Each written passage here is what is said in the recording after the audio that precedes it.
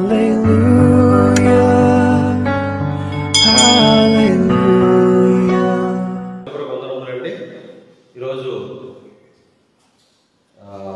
23వ తారీఖు అండి. 23వ తారీఖు శుక్రవారం ఉదయకాల సమయంలోనే దేవుడు అనుగ్రహించిన గొప్ప అవకాశాన్ని బట్టి ఆయనకే ఘనత మహిమ కలుగునుగాక. ఆమేన్. ప్రార్థన చేసుకుని వాక్య ధ్యానంలోకి వెళ్ళిపోదామంటే ప్రార్థన. పరలోకమందున్న మా కన్న తండ్రి, ఈ పరిశుద్ధమైన శ్రేష్టమైన ఘనమైన నామమునకు స్తుతులు స్తోత్రములు తండ్రి. దేవా, ఉదయకాలం మొదలుకొని సాయంకాలం వరకు, సాయంకాలం మొదలు ఉదయకాలం వరకు ప్రతిరోజు ప్రతి నిమిషం మీరు కాపాడుతున్న దాన్ని బట్టి వందనములు తండ్రి. ఇదిగో నాయన,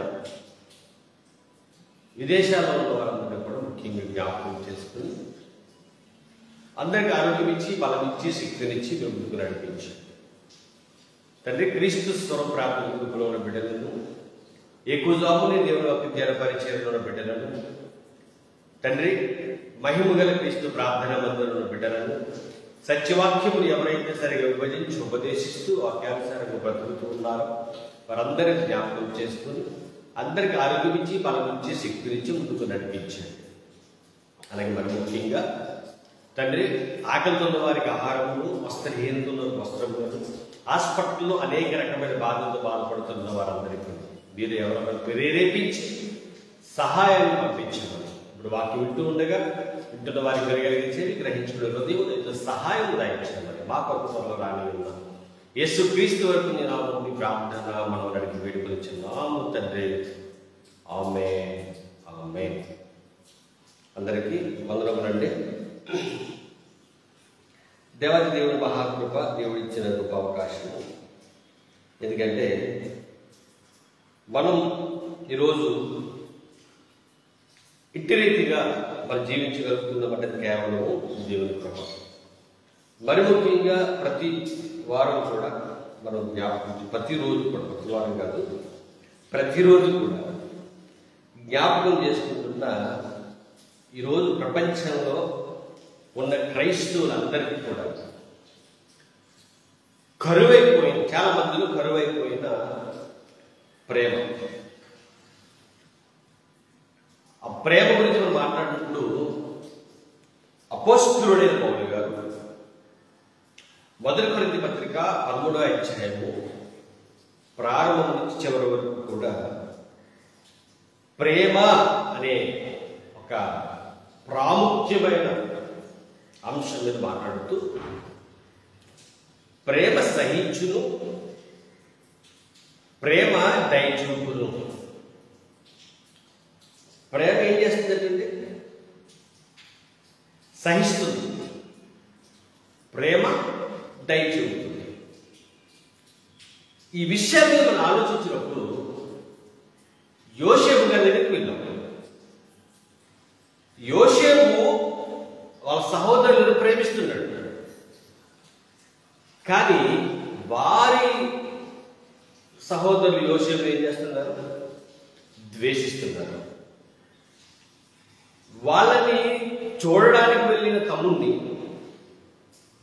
అన్నయ్యలు కనిపించకపోతే, సహోదరులు కనిపించకపోతే బాధపడి భయపడుతూ ముందు కొనసాగిన యోసేపును చూశాము. అదే యోసేపు వారికి కనిపించినప్పుడు యోసేపు ఏమో ఆనందపడ్డాడు, సహోదరులు కనిపించారని. యోసేపు కనిపిస్తే వాళ్ళేమో చంపేయాలనుకున్నారు. అది ద్వేషం, అది ప్రేమ. ఈ రెండు అలా కొనసాగుతున్నప్పుడు యోసేపును చంపడానికి ఎన్నో ప్రయత్నాలు చేస్తే చివరికి యోసేపు చంపకుండా ఐగుప్తులకి అమ్మేద్దాము అని ఆలోచించి ఐగుప్తులకి అమ్మేస్తాడు. అక్షరాలు వచ్చేది ఆదికాండము 37వ అధ్యాయం, ఆదికాండము 37వ అధ్యాయం, ఆదికాండము 37వ అధ్యాయం ఎన్నో వచనము అని మనం ఆలోచిస్తే 27వ వచనం, 27వ వచనం.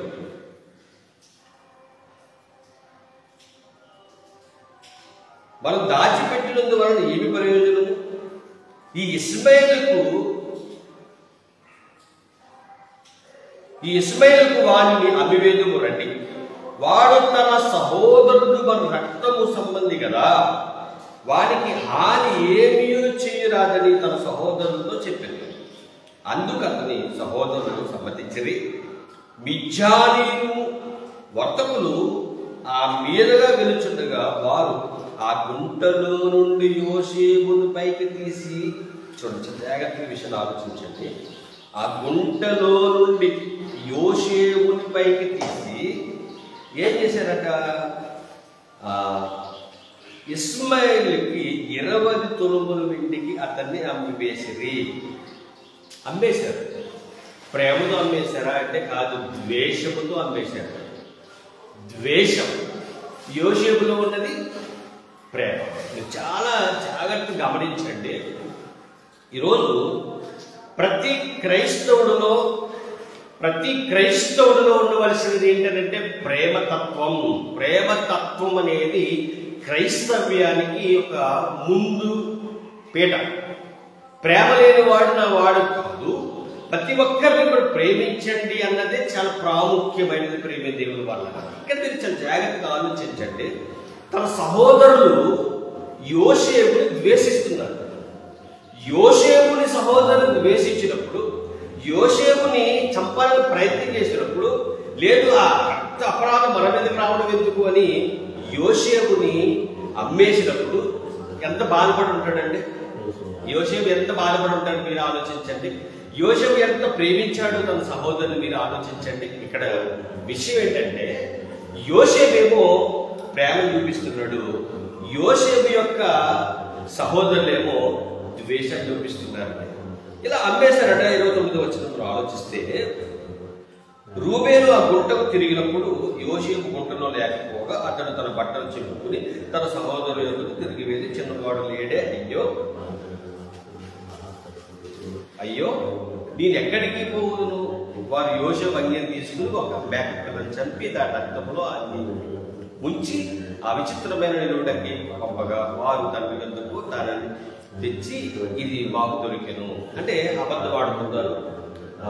యోసేపు చచ్చిపోడని చెప్పేశారు. కాబట్టి ఇక్కడ మీకు విషయం ఏంటంటే, అర్థం కావాల్సిన విషయం ఏంటంటే, యోసేపుని ఇంకా వేరే దేశానికి అమ్మేశారు వాళ్ళు. అంటే ఇంకా అతను లేనట్టే ఆ దృష్టిలో. అయితే చూడండి ఇక్కడ ఒక విచిత్రం. 39వ అధ్యాయం వచ్చేద్దాం. 38 లేదు, మనం పక్కన పెడతాము. 38 ఏమో వేరే సబ్జెక్ట్కి వెళ్ళిపోతుంది. ఇప్పుడు 39కి అంటే ఈ మాట ఎందుకు అని అంటే, ప్రేమ దేవుడు వాళ్ళరా, ఈ మాట ఎందుకు అని అంటే ఒక విషయం గుర్తుపెట్టుకోండి. ప్రేమించడం వలన మనకి అనేక నిందలు వస్తాయి, శ్రమలు వస్తాయి. ఇంకా యోసేపు మొత్తానికి చంపడానికి చూశారు, రెండోది అమ్మేశారు. ఇంకా అంటే బానిస బ్రతకడానికి అమ్మేశారు. కాబట్టి అయితే ఇక్కడ 39వ అధ్యాయము ప్రారంభ వచనము నుంచి కొన్ని మాటలు చాలా జాగ్రత్తగా పరిశీలన చేద్దామండి. యోసేపు ఐగుప్తులకు వెళ్ళి వచ్చినప్పుడు ఫరో యొక్క ఉద్యోగస్తుడును రాజు సంరక్షణ సేనాధిపతియు అయిన పోతీఫరు ఒక ఐగుప్తీయుడు అక్కడికి అతన్ని తీసుకుని వచ్చాను. ఇశ్మాయేలు యొద్ద అతన్ని కొనెను. యోసేపు యెహోవా యోసేపుకు తోడై ఉండెను. యోసేపుకి దేవుడు తోడుగా ఎత్తుకున్నాడు. ఇది ప్రాముఖ్యత. ఇక్కడ మీరు అందరూ అర్థం చేసుకోవాల్సిన విషయం ఏంటంటే, దేవుడు యోసేపు తోడుగా ఎందుకున్నాడు? ఉండడానికి కారణం ఏంటి? ఏమంటే ఈ విషయాన్ని ఈరోజు చాలా మంది గమనించలేకపోతున్నారు. చాలా మంది గమనించలేక దేవుడు నాకు తోడు లేడు, దేవుడు నన్ను పట్టించుకోవట్లేదు, నాకు ఈ యొక్క బాధ ఏంటి, ఈ కర్మ ఏంటి, ఈ సమస్య ఏంటి, ఈ ఇబ్బంది ఏంటి అని దేవుడి మీద తిరుగుబాటు చేసేవారు కూడా లేకపోలేదు. కానీ అందరికీ చెప్తున్నాను, నీకు సమస్య వచ్చిందని, నీకు బాధ వచ్చిందని, నీకు ఇబ్బంది కలిగిందని నింద దేవుడి మీద ఇయ్యొద్దు. నీకు సమస్య రావడానికి, నీకు ఆ బాధ రావడానికి ఒకవేళ మనలో ఏమైనా లోపం ఉందేమో ఒకసారి మీరు ఆలోచించండి. ఇక్కడ ఈ సమస్య యోసేపు రావడానికి యోసేపులో బాధ, యోసేపు తప్పు చేయలేదు. యోసేపు ఎలా బ్రతికాడో మీరు జాగ్రత్తగా ఆలోచిస్తారండి. ఈ 39వ అధ్యాయంలో 2వ వచనంలో దేవుడు మాట్లాడుతున్న మాట ఏంటంటే, యెహోవా యోసేపుకు తోడై ఉండును కనుక అన్నాడు.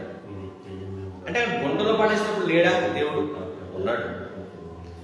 ఇదొక దేవుని ప్రణాళికగా జరుగుతుందంట. వాళ్ళు చంపేయాలనుకున్నారు, కానీ దేవుడు గుంటలో నుంచి తప్పించాడు. అది యోసేపు ప్రేమను బట్టి. ప్రేమ వల్ల కలిగే లాభం చూడండి. అది గుంటలో పడేసినప్పుడు కానీ, గుంటలో పడేసిన తర్వాత కొన్ని వీడియోలు రాళ్ళు వేసినట్టు కూడా కనిపిస్తుంది. వేసినప్పుడు కానీ దేవుడిని దూషించలేదు యోసేపు. దేవుణ్ణి ఒక మాట కూడా అనలేదు. ప్రార్థన చేశాడు, నా తండ్రిని కాపాడిన తండ్రి నన్ను కాపాడవా అన్నాడు. నా తండ్రి యెహోవా దేవుని దగ్గర నీ ప్రార్థన చేసినప్పుడు, తండ్రి యాకోబుగా ఉన్న నా తండ్రిని ఇశ్రాయేలుగా మార్చిన దేవా నన్ను కాపాడవా. నా తండ్రి ఒంటి కర్రతో వెళ్ళాడు, అనేకమైన గొర్రెలతో వచ్చాడు.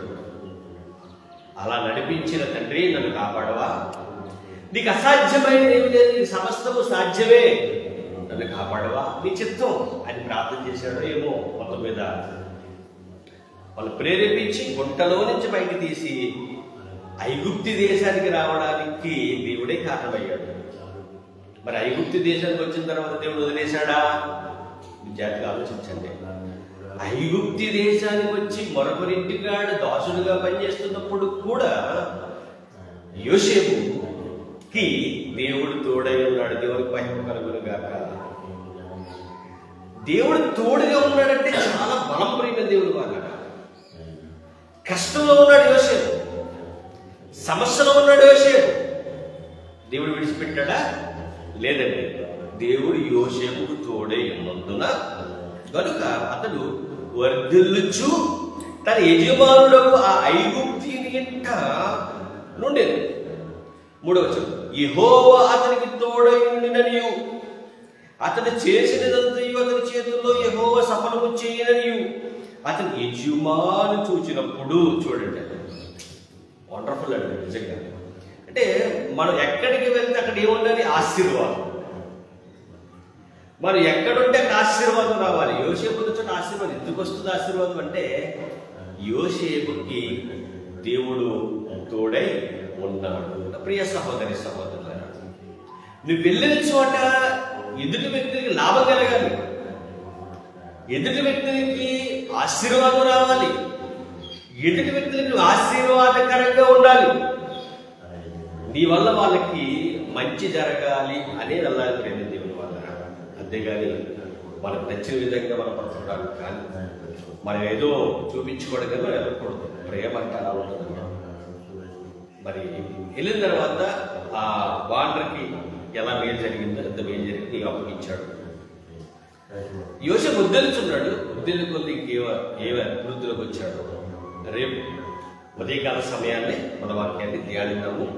ప్రార్థన. పరలోకమందున్న మా కన్న తండ్రి, ఈ పరిశుద్ధమైన శ్రేష్టమైన ఘనమైన నామములకు స్తుతులు స్తోత్రం తండ్రి. నిజమే నాయన, యోసేపు కష్టాల్లో ఉన్న, సమస్యల్లో ఉన్న, బాధలో ఉన్న ప్రేమ అనే ఆ లక్షణం తన నుంచి వెళ్ళిపోలేదు తండ్రి. కాబట్టి తండ్రి, నువ్వు యోసేపుకు తోడే ఉన్నావు. అట్టి రీతిగానే మాకు తోడుకు నడిపిస్తాను మాట ఇచ్చావు తండ్రి. మేము యోసేపులో బ్రతకాలని మాకు సెలవిస్తుంది. ఈ బ్రతుకు జీవితం అందరికీ దయచేయాలి.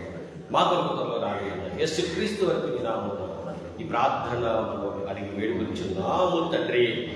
ఆమేన్. తండ్రి ప్రేమ, కుమారుడైన యేసుక్రీస్తు ప్రభువారి కృపయు పరిశుద్ధాత్మను సహవాసం ఇప్పుడును ఎల్లప్పుడూ సదాకాలం తోడై నడిపించును గాక. ఆమేన్. ఆమేన్. అందరికీ వందనాలండి.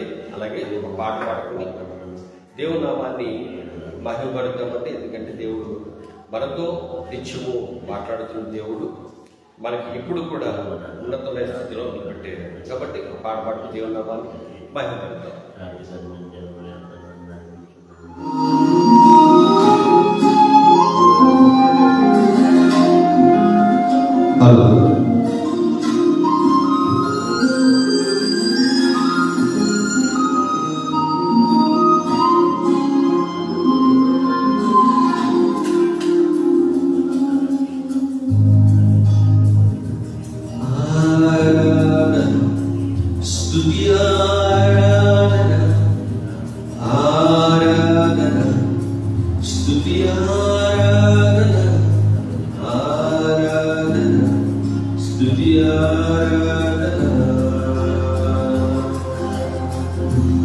నీ వంటి వాడు ఒకరు లేడు, నీవే అతి శ్రేష్ఠుడా.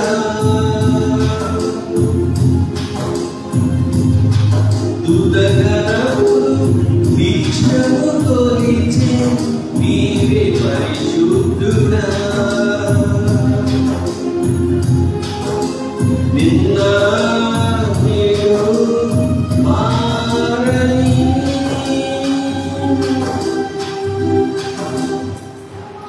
ఆరాధన స్తుతి ఆరాధన ఆరాధన స్తుతి ఆరాధన ఆరాధన స్తుతి ఆరాధన.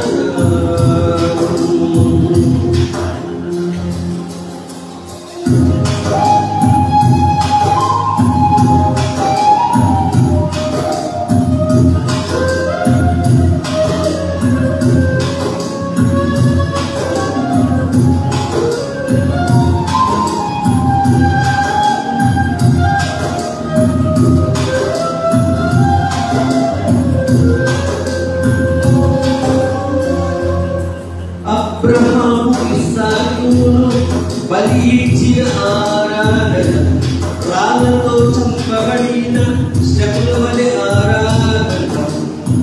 అబ్రహాము ఇస్సాకును బలి ఇచ్చిన ఆరాధన, రాళ్ళతో చంపబడిన శకుల వలె ఆరాధన. ఆరాధన స్తుతి ఆరాధన ఆరాధన స్తుతి ఆరాధన.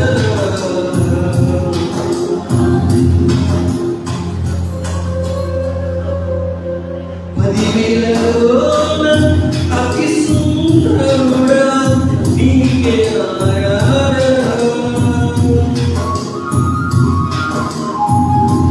ఇహవరములోన ఆకాశనీయుడా నీకే సాటెవరు. నిన్న నేడు మారని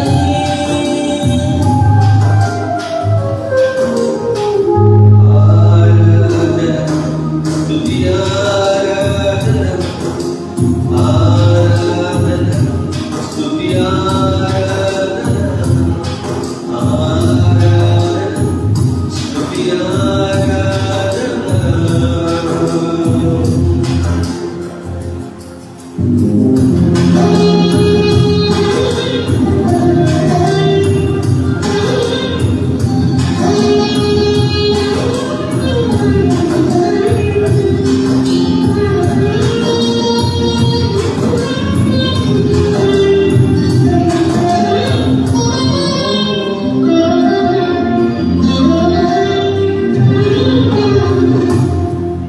దానియేలు సింహపు బోనులో చేసిన ఆరాధన, వీరులలో నాట్యమాడిన దావీదు ఆరాధన.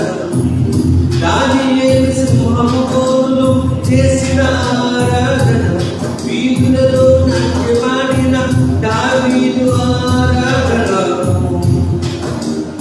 ఆరాధన స్తుతి ఆరాధన ఆరాధన స్తుతి ఆరాధన. నీ వంటి వారు ఒకరు లేరు, నీవే అతి శ్రేష్ఠుడా. దూతగణములు నిత్యము కొలిచే నీవే పరిశుద్ధుడా. నిన్న నేడు మారని ఆరాధన